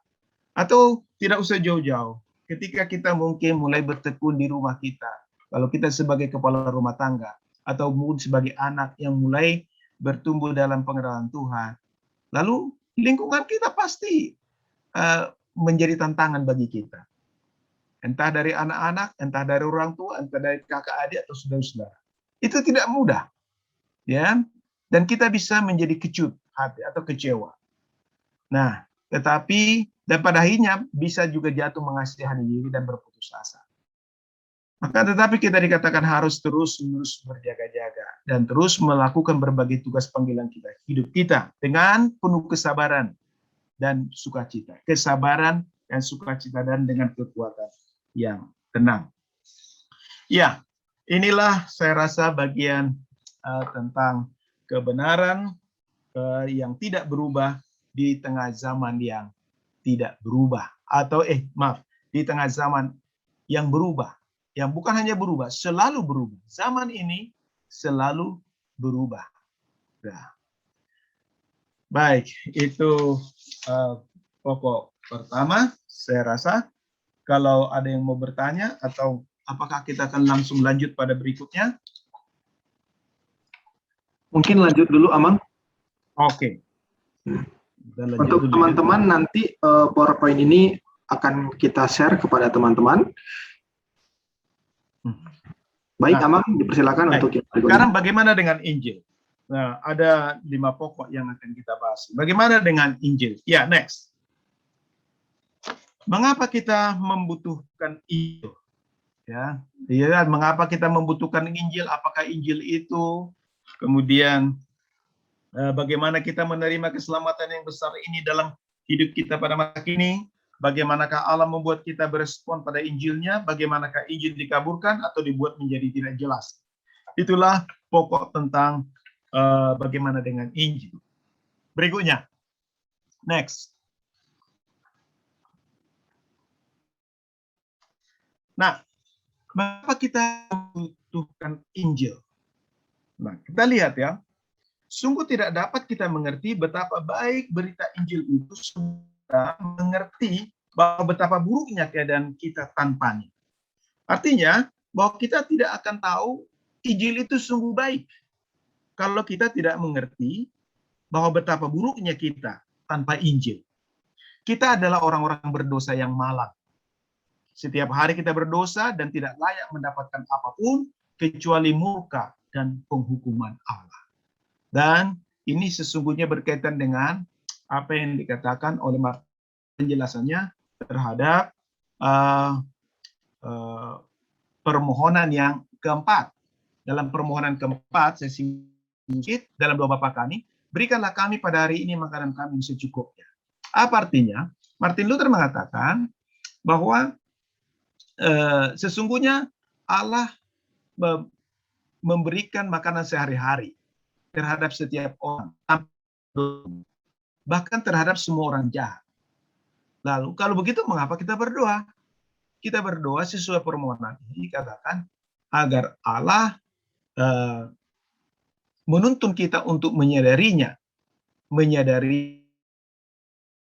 pemberian Allah dan menerimanya dengan ucapan syukur.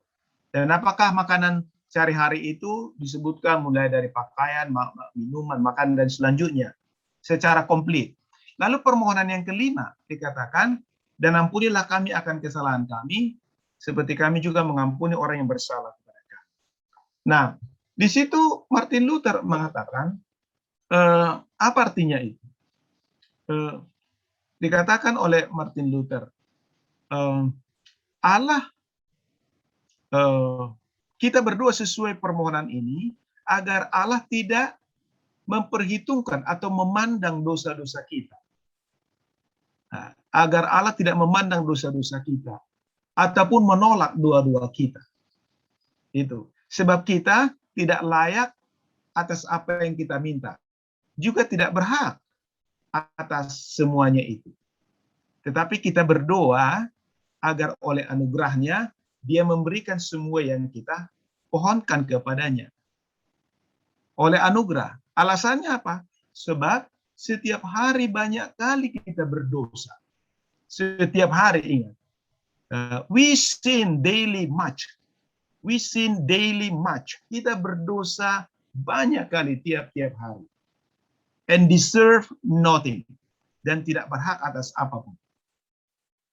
But punishment. Kita hanya berhak atas penghukuman Allah. Jadi, kalau dikatakan tadi, kita adalah orang-orang berdosa yang malang. Setiap hari kita berdosa. Itu permohonan yang, penjelasan Luther, permohonan yang kelima tadi. Kita berdosa, dia tidak layak mendapatkan apapun, kecuali murka Allah dan penghukuman Allah. Nah, jadi kalau kita menyadari ini, bahwa kita berdosa,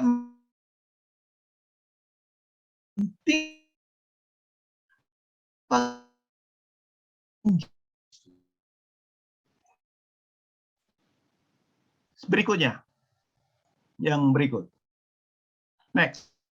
Sekarang bahwa kita membutuhkan Injil Kristus sebab kita berdosa. Lalu berikutnya, oleh karena kita berdosa, tanpa Yesus Kristus keadaan kita sama sekali tanpa pengharapan. Dan ini juga dikatakan oleh Paulus kepada jemaat di Efesus. Orang Efesus itu tadinya tidak punya pengharapan.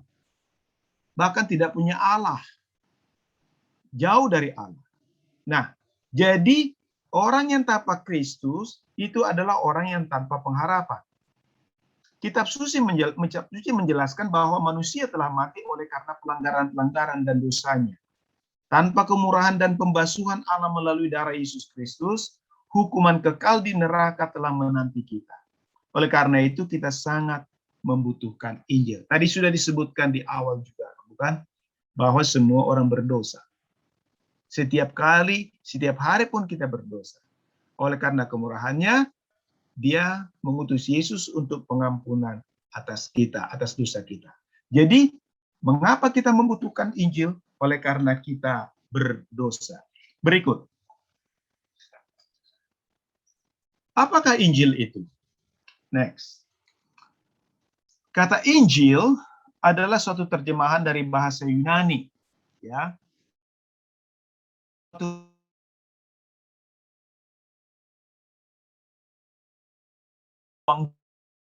Evangelion itu adalah kabar baik. Injil. Injil adalah kabar baik yang merupakan keputusan Allah Tritunggal untuk tidak meninggalkan manusia ketika Adam dan Hawa jatuh ke dalam dosa. Nah, sejak kejatuhan itu adalah kata orang. Jadi, pun tak kepada Allah, tetap mereka nanti membaca tidak menjanjikan data disebut pro-value. Apa yang dikatakan Tuhan perempuan itu? Kata akan membuat permusuhan engkau dengan engkau dan keturunanmu dengan keturunannya. Itu keturunan perempuan itu. Engkau akan meremukkan tumitnya, tetapi dia itu remukkan kau. Dan siapakah itu? Itulah Yesus Kristus. Jadi jauh sebelumnya Tuhan sudah menubuatkan tentang Kristus. Dan itu disebut proto-evangelium. Injil, pendahuluan Injil, atau Injil yang mula-mula disampaikan. Ketika Adam dan Hawa jatuh ke dalam dosa, sebelum diusir dari Taman Eden, Allah peduli, tidak membuang sama sekali. Memang mereka diusir, tetapi mereka diberi janji bahwa akan diutus mereka dan keturunannya. Ya, berikut. Next. Nah, sekarang bagaimana kita menerima keselamatan yang besar ini dalam hidup kita pada masa kini? Nah, saya kira juga kita sudah banyak tadi membahas juga. Selanjutnya, bagaimana kita secara pribadi menerima pengampunan yang Kristus menangkan bagi seluruh dunia? Bagaimanakah peristiwa di kayu salib yang terjadi 2000 tahun lalu mengalir ke dalam hidup kita pada zaman ini? Next.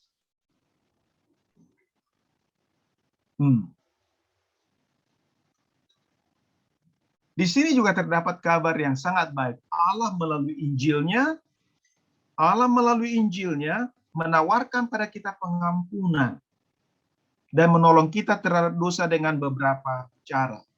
Allah sangat kaya dalam anugerah.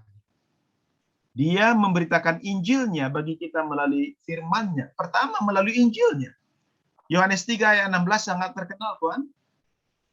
Allah, begitu besar kasih Allah akan dunia sehingga ia telah mengaruniakan anaknya yang tunggal, supaya setiap orang yang percaya kepadanya tidak binasa, melainkan beroleh hidup yang kekal. Itu Injil, kabar baik. Itu dikhotbahkan pendeta. Itu dikhotbahkan oleh para rasul di zaman dulu. Nah, itu salah satu cara yang disampaikan. Itu melalui firman, dengan kata lain melalui firman. Cara Allah menawarkan pada kita pengampunan dosa melalui Injil. Jadi orang yang percaya dikatakan tidak binasa, melainkan beroleh hidup yang kekal. Lalu yang kedua, melalui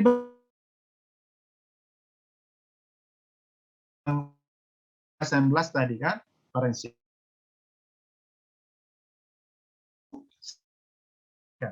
lalu yang ketiga, perjamuan kudus. Bukan? Perjamuan kudus juga adalah sarana yang Tuhan berikan. Ini darahku yang diberikan bagimu untuk pengampunan dosamu. Jelas. Itu sarana yang Tuhan berikan. Nah, kemudian juga Tuhan memberikan absolusi, ya. Pengakuan dosa dan absolusi. Tuhan Yesus memberikan kepada Petrus dan kawan-kawan kunci kerajaan sorga. Office of the key, itu katakan. Key of the office. Kunci jabatan. Dan itu untuk memberi, dan Tuhan Yesus mengatakan, dosa siapa kamu barang siapa kamu ampuni di dunia, maka akan diampuni di surga. Barang siapa kamu katakan dosa seseorang tetap ada, maka juga akan tetap terikat di surga.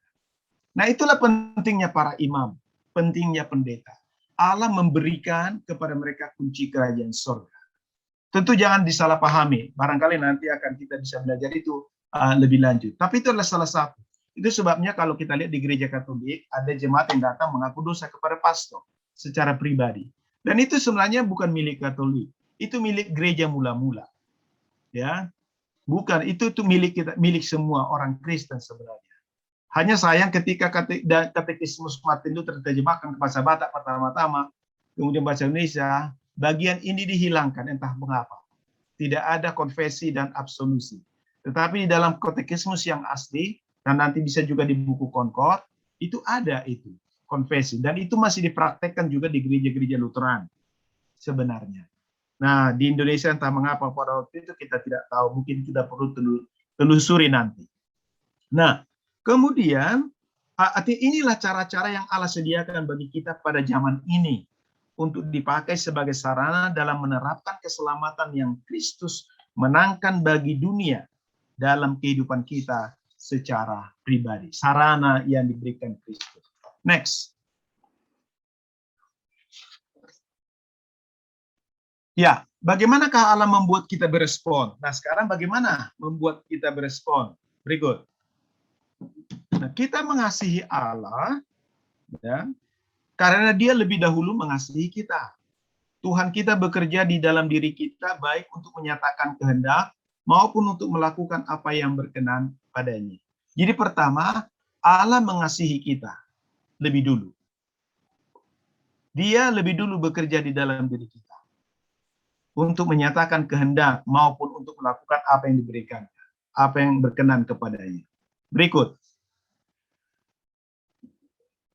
Orang-orang Kristen memandang pada 10 firman atau 10 perintah Allah. Untuk apa? Untuk mengetahui apa yang berkenan pada Allah. Jadi, kalau kita ingin mengetahui apa yang berkenan kepada Allah, maka kita Allah lain di hadapan. Jangan menyebut nama Tuhan Allahmu dengan sembarangan. Oh ya, sedikit saya perlu jelaskan.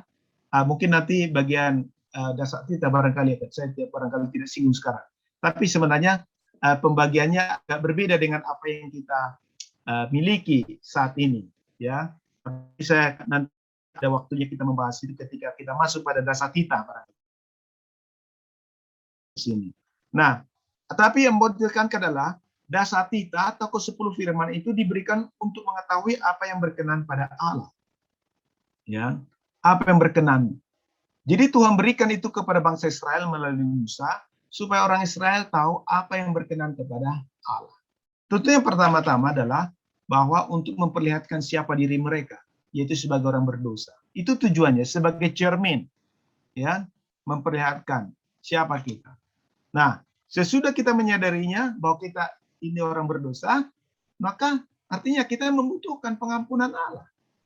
Karena upah dosa orang berdosa, upahnya adalah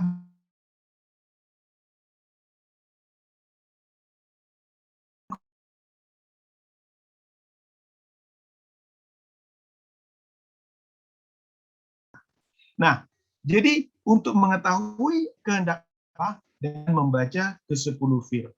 Tetapi kita lihat nanti bahwa tidak ada orang yang dapat melakukan ke-10 firman ini. Dan yang ingin melayaninya dengan rasa syukur atas keselamatan besar yang telah menjadi milik mereka di dalam Kristus. Nah, orang yang sudah diselamatkan di dalam Kristus, orang yang sudah dibenarkan, maka sekarang dia mengalami perubahan hidup. Artinya dia menjadi manusia baru. Setelah dia menjadi manusia baru, maka kembali lagi lagi dia sebagai hukum yang dilakukan untuk berkenan kepada Allah. Tidak. Tetapi itu adalah sebagai sarana untuk mengetahui apa saja yang dikehendaki Allah dalam diri kita. Ya, misalnya sebagai contoh, Jangan ada padamu Allah lain di hadapanku. Apa artinya? Kita harus takut, cinta dan percaya kepada Allah melebihi segala sesuatu. Jadi, dialah sekarang yang menjadi utama dalam hidup kita. Dan Luther mengatakan, Allah itu adalah segala sesuatu yang menjadi utama dalam hidup kita. Segala sesuatu yang terpenting dalam hidup kita, itulah Allah kita. Kalau misalnya pekerjaan atau uang yang utama dalam hidup kita, maka itulah Allah kita. Meskipun mungkin kita mengatakan Allah itu ya kita percaya Maha Kuasa. Tetapi kenyataannya kita lebih banyak mencari uang dan dikuasai uang, lalu tidak ke gereja, tidak berdoa. Kalaupun ke gereja hanya sekedar, nah uang menjadi Allah kita. Atau kita simpan uang hanya untuk diri sendiri, bukan untuk sesama. Nah itu uang menjadi Allah kita. Jadi ketika dikatakan jangan ada padamu Allah lain di hadapanku, artinya sesungguhnya Allah itu seharusnya yang kita takuti, tetapi bukan hanya ditakuti, tetapi dicintai dan dipercayai melebihi segala sesuatu. Dan tentu masih banyak yang lain yang bisa kita nanti bahas ketika masuk dasar kita. Terakhir, bagaimanakah Injil dikaburkan atau dibuat menjadi tidak jelas? Next. Nah, Injil bisa dibuat menjadi kabur atau menjadi tidak jelas. Bagaimana? Injil dibuat menjadi kabur oleh orang-orang yang bermaksud baik. Ingat nih, orang-orang yang bermaksud baik. Nah, maksudnya baik, tetapi Injil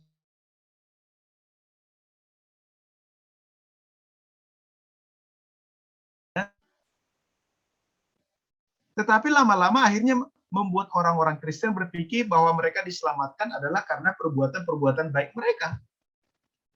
Reformasi muncul adalah karena salah satunya adalah karena gereja zaman itu justru menekankan perbuatan baik.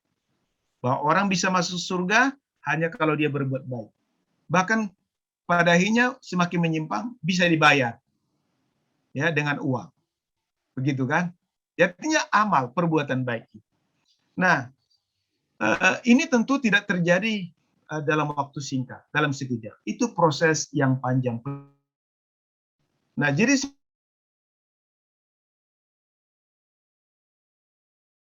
gereja yang begitu menekankan iuran, ya, kalau tidak bayar maka tidak layani anaknya untuk baptis. Wah, itu mengerikan. Itu penyimpangan dari firman Allah. Oleh karena tidak bayar, hanya kalau mau ya karena Bapak sudah lama tidak bayar, bayarlah dulu lah sebagian kalau tidak bisa sepenuhnya. Kalau enggak dilayani baptisan. Wah, itu artinya sudah terjadi penyimpangan. Tanpa disadari. Maksudnya baik supaya ada dana di gereja atau mungkin supaya mendisiplinkan orang itu, supaya menghargai gereja, supaya menghargai pelayanan, tetapi akhirnya dengan cara yang menyimpang. Ya, ini Injil dikaburkan, ya, ini dibuat menjadi kabur. Lalu yang kedua, bagaimana Injil dikaburkan? Melalui firman dan sakramennya, Yesus terus-menerus berkarya di dalam hidup kita untuk mengampuni dosa-dosa kita dan menguatkan hubungan kita dengan Allah. Nah, tentu ini bukan untuk sakramen, bukan berarti maksud dikaburkan oleh sakramen, tapi artinya supaya kita ini tidak akhirnya kabur atau Injil itu makin tidak jelas bagi kita, maka kita harus terus-menerus juga menerima firman, melalui firman dan sakramennya. Karena melalui itu Yesus terus-menerus berkarya di dalam hidup kita. Untuk apa? Untuk mengampuni dosa, untuk menguatkan hubungan kita dengan Allah. Artinya untuk menghindari, artinya kita diselamatkan karena perbuatan. Karena tadi lama-lama perbuatan baik menjadi menonjol, sehingga orang hanya bisa diselamatkan kalau dia berbuat baik.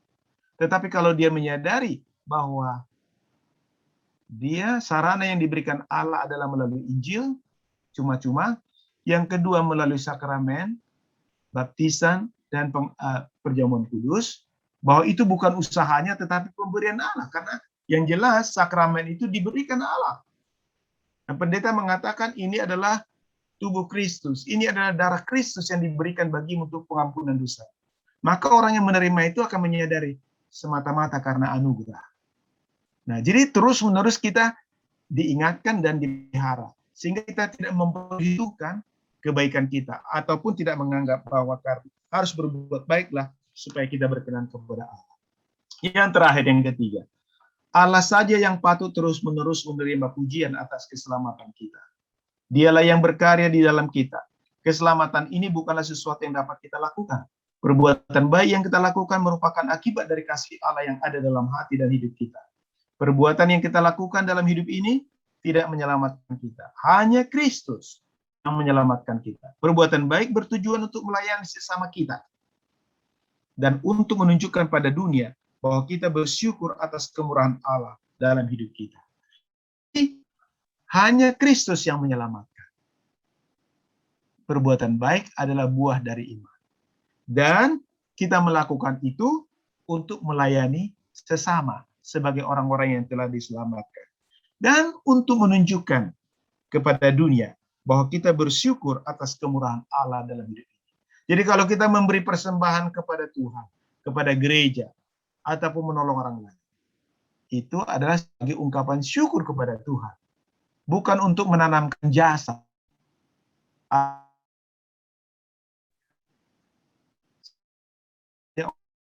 Menanamkan pengaruh karena uang. Ya. Akhirnya pengaruhnya kuat, akhirnya suaranya lebih keras dari pendeta, bahkan bisa memecat pendeta atau memindahkan pendeta oleh karena dia punya uang kalau dianggap tidak cocok. Dan itu kenyataan, saudara-saudara. Nah, akhirnya Injil dikabulkan. Nah, karena itulah kita selalu mengingat, tidak ada pujian untuk kita. Pujian hanya untuk Allah saja. Ya, kira-kira demikian penyampaian saya. Baik, terima kasih Amang Pendeta Arwan. Kita menangkap banyak poin pada malam ini. Teman-teman, perlu kami sampaikan bahwa sebenarnya hari ini sebenarnya kita memiliki dua topik yang sebenarnya lebih baik kalau kita kita jadikan masing-masing dalam dua sesi seperti itu. Mohon maaf untuk karena kami mencoba memadatkan pada hari ini supaya tersampaikan semuanya. Ada bagian-bagian yang sulit kalau tidak disampaikan begitu. Baik, terima kasih Amang Arwan. Selanjutnya kita masuk ke sesi tanya jawab. Kita melihat di sini bahwa ada teman Rian Salomo Parapat akan izin bertanya. Ya, teman-teman, untuk pertama kita buka termin pertama dulu. Kita membuka untuk 3 penanya. Pertama kepada teman Rian Parapat. Selain Rian Parapat, apakah ada yang lain? Baik, mungkin untuk termin pertama masih Rian Parapat. Kepada Rian Parapat, kami persilahkan. Boleh. Ada itu Fris. No. Dia mau. Di termin kedua saja. Boleh hati Amang, terima kasih Amang. Saya mau bertanya kepada Amang Pendeta Ejer Arwan. Saya tertarik Amang, dan sebenarnya masih bertanya-tanya dalam diri saya tentang pengakuan dosa. Tapi saya yang lebih menjurusnya kepada absolusi. Nah, kita melihat konteks gereja kita sekarang, kalau saya dari HKBP Amang. Ya. Apakah dalam pengakuan dosa HKBP dan berita itu adalah bagian dari absolusi. Saya juga tertarik mengikuti ibadah di Katolik. Ternyata absolusi itu sering dikatakan oleh imam dengan kurang lebih rumusan begini.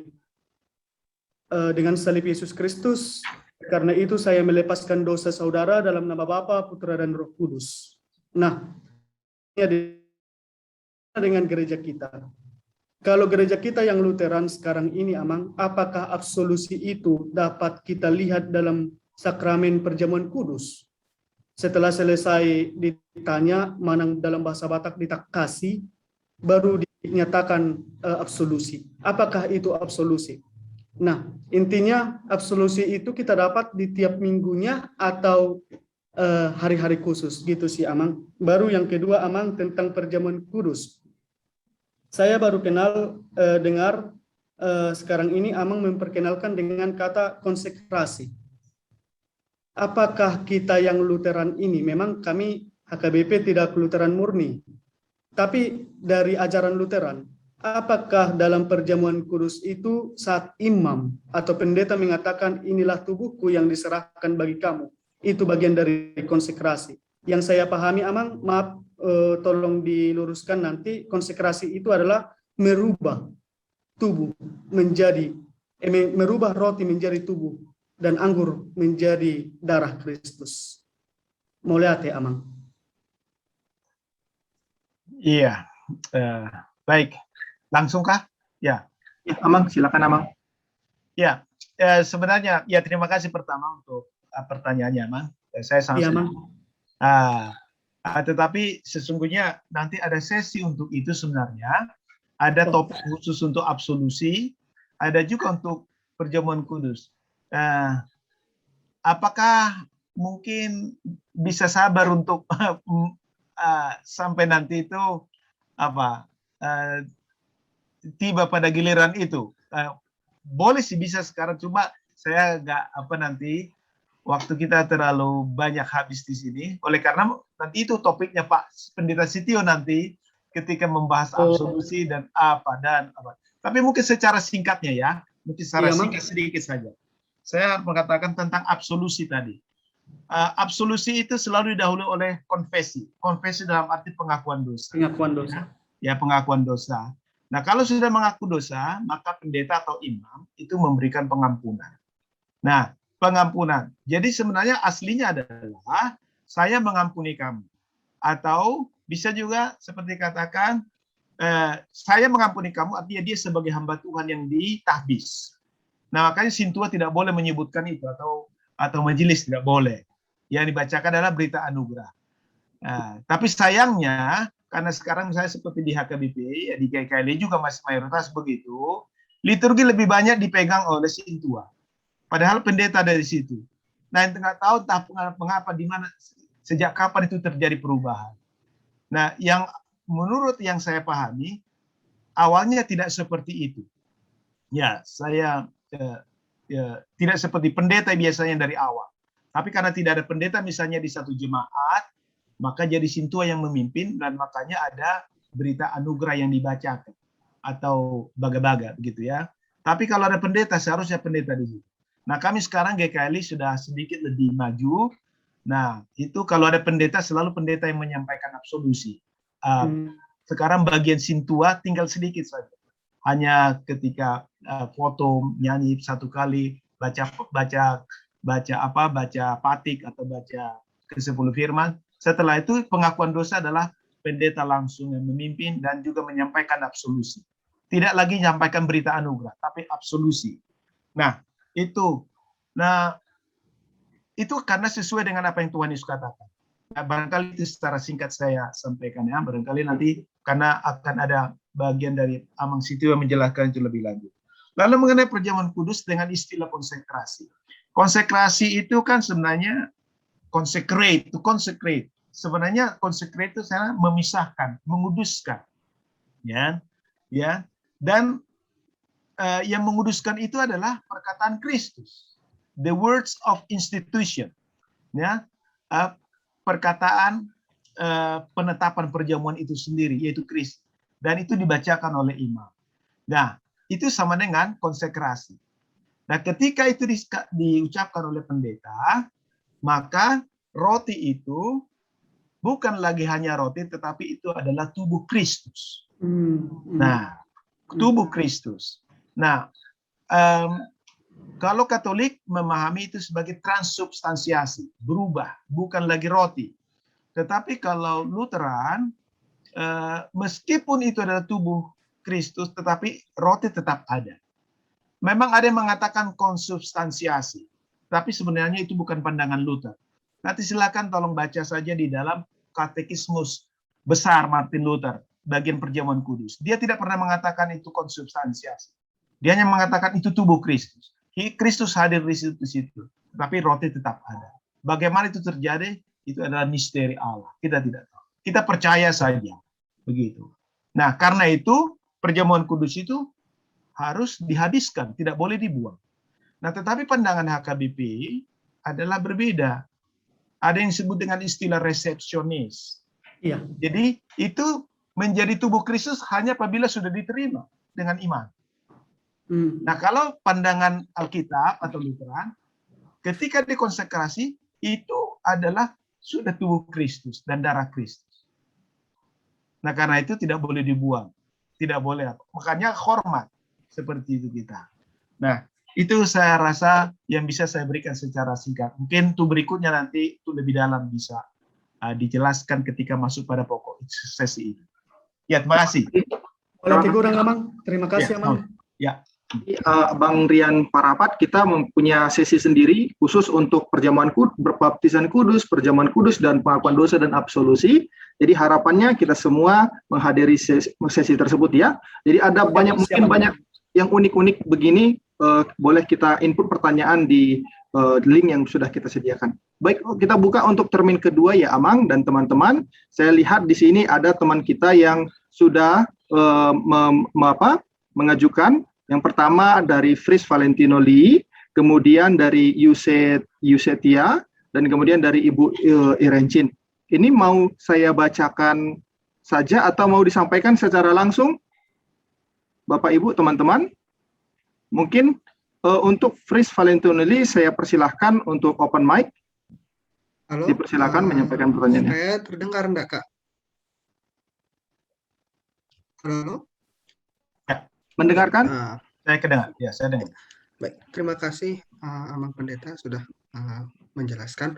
Tapi saya punya pertanyaan. Tadi Amang Pendeta bilang bahwa Luther berkata, aku tidak dapat dengan pikiranku atau kekuatanku sendiri percaya kepada Yesus Kristus Tuhanku, tetapi Roh Kudus telah memanggilku melalui Injil.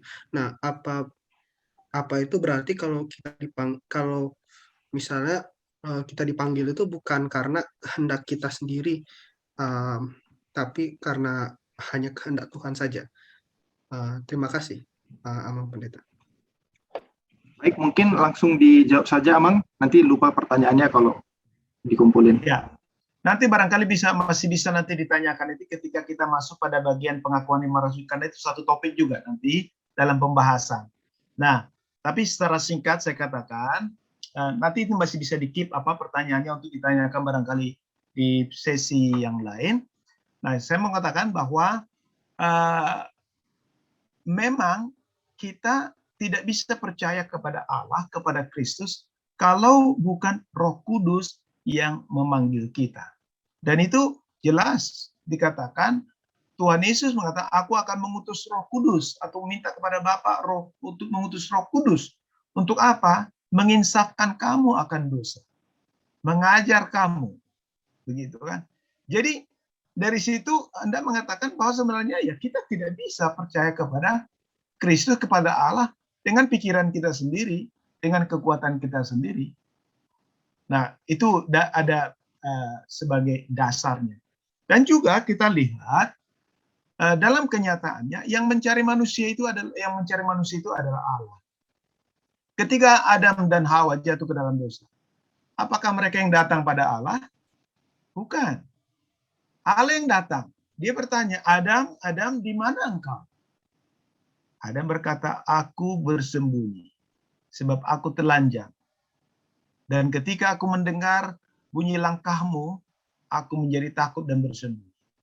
Jadi artinya manusia itu justru ketika berdosa menjauh dari Allah. Dan itulah kenyataannya sekarang ini. Nah, dengan demikian, memang kita tidak bisa percaya dengan kekuatan kita, dengan pikiran kita. Itulah juga sebabnya mengapa dia mengutus anaknya Yesus Kristus. Yesus Kristuslah yang mencari kita, bukan kita yang mencari dia. Nah, itu dasarnya. Dan Roh Kudus yang diutusnya untuk memanggil kita melalui mungkin bisa ditambahkan sedikit. Ya, silakan. Moderator? Ya, silakan aja, langsung aja mau. Ya, silakan Amang. Oke. Nah, jadi untuk jawab pertanyaan tadi bagaimana tentang tidak bisa dari kekuatan sendiri. Bagi gereja Lutheran sebenarnya, dan sesuai dengan konfesi atau katekismus itu, pengakuan iman rasuli bagian yang ketiga, aku tidak dapat percaya bahwa di gereja Lutheran itu, ya itu kita bisa percaya oleh karena firman dan bekerja Roh Kudus. Karena bagi Lutheran, firman tanpa Roh Kudus tidak ada apa-apanya. Roh Kudus tanpa firman tidak ada apa-apanya. Jadi makanya bisa kita percaya oleh karena mendengarkan firman Tuhan, dan di sana Roh Kudus berkarya untuk membuat kita percaya. Itu tambahan itu, satu poin. Terima kasih. Terima kasih, Amang. Selanjutnya boleh dilanjutkan Amang Arwan? Ya, silakan. Oh, sudah cukup Amang ya? Ya, Untuk dari teman Fris Valentinoli. Baik, ini ada dari Yusetia. Saya bacakan saja Amang, ada di kolom chat. Yang pertama, tadi katanya proto-evangelion itu dimulai sejak Kejadian 3 ayat 15. Mungkinkah nama Allah Yahweh yang jika diartikan adalah lihat tangan, lihat paku? Berarti keselamatan sudah dicanangkan sebelum manusia diciptakan. Yang kedua, apakah Lutheran murni boleh melakukan perjamuan kudus sendiri dikarenakan ibadah masih online? Yang ketiga, tadi dikatakan Musa penulis kitab Taurat, maksudnya seluruhnya, 55 itu. Lalu bagaimana dengan Ulangan 32? Mungkin maksudnya terkait ajal Musa, Amang. Bagaimana Musa bisa menuliskan tentang kematiannya? Terima kasih. Persilakan, Amang. Iya. Yang pertama tadi saya lupa, bisa singgung sedikit. Apa tadi? Yang pertama tentang... Yang pertama tadi katanya proto-evangelion itu dimulai... Ya, proto-evangelion. Ya, betul. Proto-evangelium. Artinya memang proto-evangelium itu artinya sudah sejak itu pula Allah mempersiapkan keselamatan bagi manusia berdosa. Barangkali itu hanya bisa secara singkat saya katakan bahwa Allah tidak meninggalkan manusia itu ketika mereka sudah jatuh ke dalam dosa. Itu sebenarnya maksud, dan itu dibuktikan dengan adanya proto-evangelium. Dan sebelum proto-evangelium pun Allah sendiri yang mencari mereka. Jadi kita hanya bisa menjawab berdasarkan teks atau firman yang ada. Karena di luar yang tertulis kita tidak bisa membicarakannya. Lalu yang kedua tadi tentang apa tadi? Apakah Lutheran murni boleh melakukan perjamuan kudus? Sendiri? Ya. Yang jelas sebenarnya jangankan Lutheran, seharusnya tidak ada orang yang bisa melakukan perjamuan kudus sendiri. Termasuk kalau ke imam Katolik boleh, tapi mestinya itu tidak boleh, ya. Mestinya tidak boleh. Karena perjamuan kudus itu harus di tengah-tengah jemaat. Meskipun barangkali hanya 2-3 orang, tapi tetap ada jemaat. Begitu kan? Ada imam, karena gereja itu adalah ada imam, ada jemaat. Seperti itu. Jadi kalau hanya imamnya sendiri, mana jemaatnya? Apa? Gitu kan? Nah, apalagi awam, jemaat biasa tentu semakin tidak boleh lagi. Meskipun saya tahu ada juga gereja-gereja yang bukan Lutheran itu akhirnya ada bahkan perjamuan kudus online. Tapi pernah juga di Amerika saya membaca bahwa gereja Lutheran mengadakan perjamuan kudus online. Tetapi itu sebenarnya tidak boleh. Dan yang bersangkutan ditegur oleh gerejanya, sinodenya.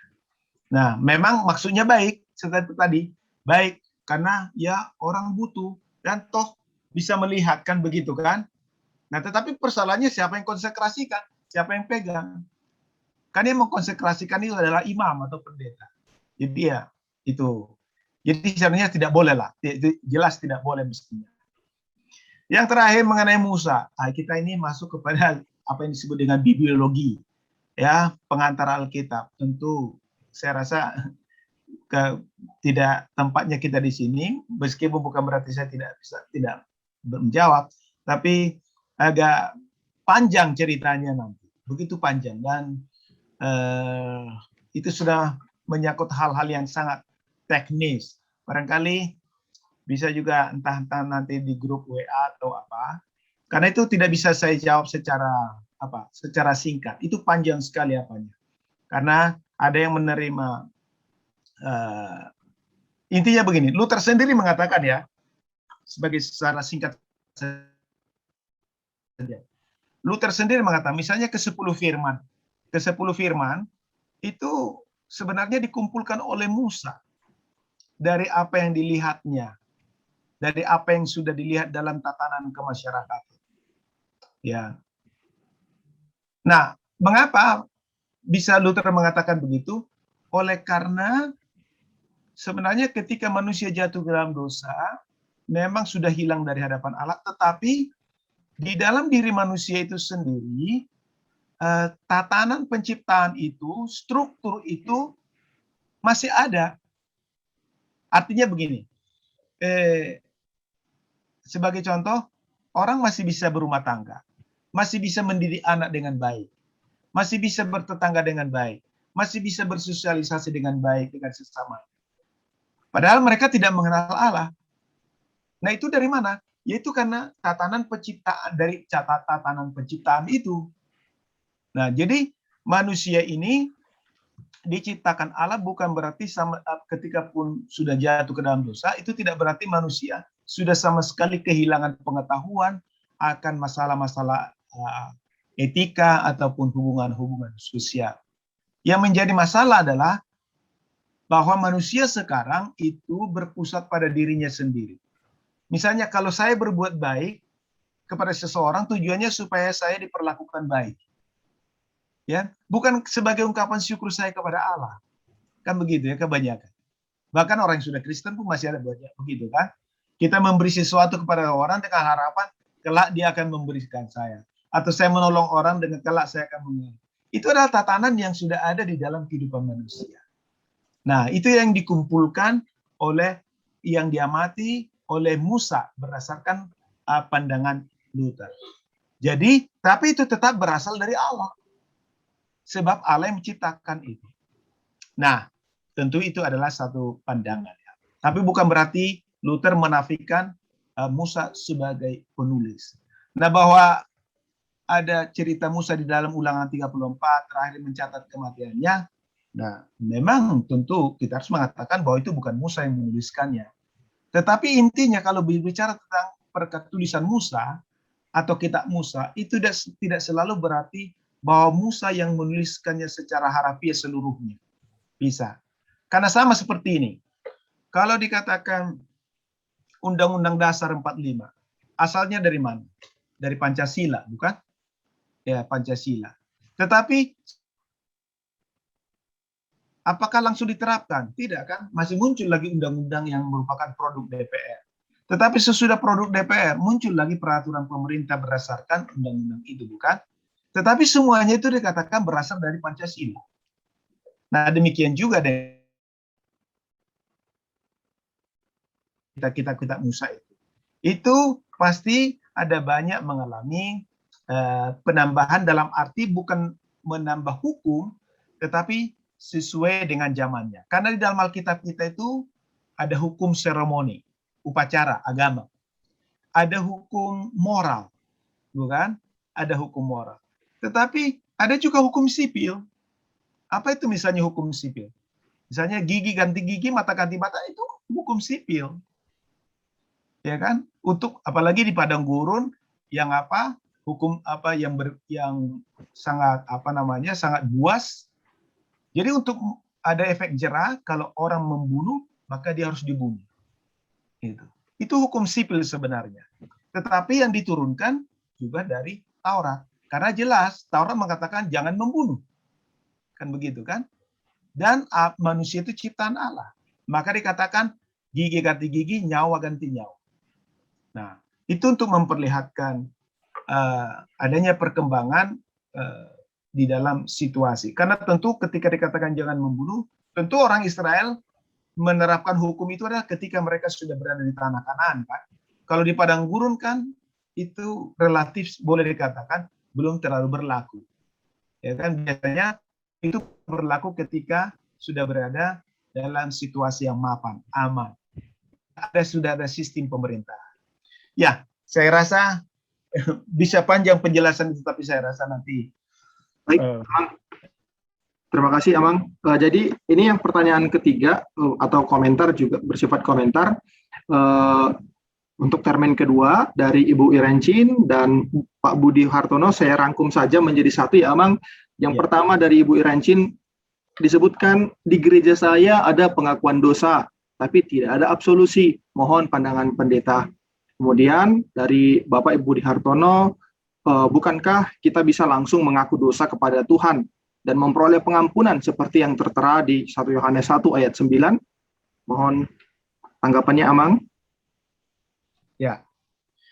Ya, pengakuan dosa ada tetapi tidak ada absolusi. Ya, saya karena tidak mengerti gerejanya, tidak ada absolusi. Sebenarnya ketika kita ada mengaku dosa, secara otomatis sebenarnya ada pengampunan dari Allah. Ya, sudah ada pengampunan itu.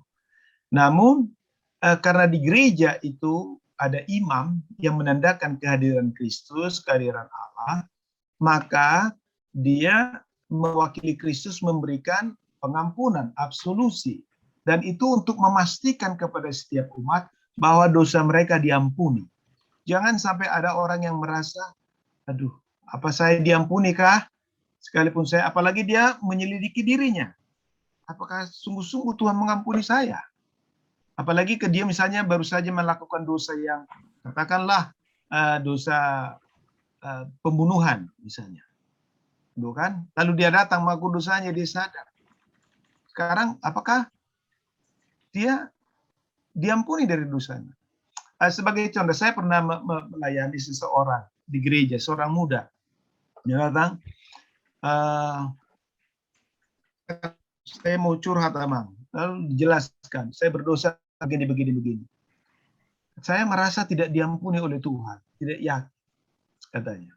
Kemudian saya konseling, menjelaskan dasar-dasar firman Tuhan, lalu katakan bahwa ketika kita mengaku dosa, Tuhan sungguh-sungguh menerima permohonan pengakuan kita. Nah, tetapi memang ada kalanya kita tidak sanggup, merasa tidak yakin oleh karena masalah perasaan dan sebagainya. Tapi sekarang ada juga, itu sebabnya Tuhan memberikan absolusi melalui pendeta atau melalui pastor. Nah, jadi kalau saya nanti mengatakan saya mengampuni dosamu, yakinlah itu janji Kristus. Karena seperti Kristus katakan, dosa siapa kamu ampuni akan diampuni. Dosa siapa kamu katakan terikat, akan terikat juga di surga. Nah, jadi kalau masih nanti Anda masih teringat akan dosa itu, bahwa merasa bersalah, ingatlah bahwa kamu sudah menerimanya melalui pendeta. Itu saja. Katakan kepada perasaanmu, katakan kepada iblis, saya sudah diampuni.